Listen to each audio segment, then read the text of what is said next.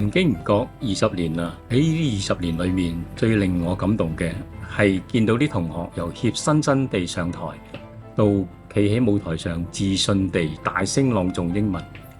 呢20年嚟，我哋不斷每年舉行比賽，亦都見到啲同學每年咁進步。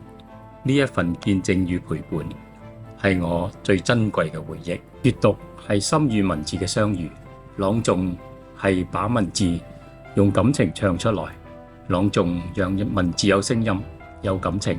同學們喺反覆練習中理解內容，釋放感情，自然就練出咗勇敢表達嘅自信。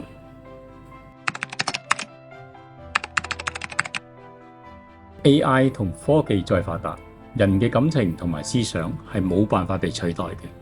語言藝術培養孩子嘅同理心、表達力同埋內在嘅涵養，係全人教育裏面最柔軟，亦都係最堅實嘅力量。呢一啲力量係冇辦法被取代嘅。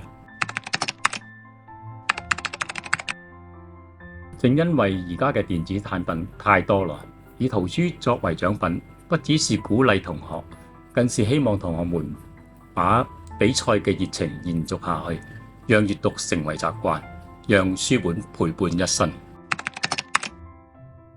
希望每位同學繼續勇敢、自信地朗誦和熱愛閱讀，亦感謝老師們用心耕耘、默默守護。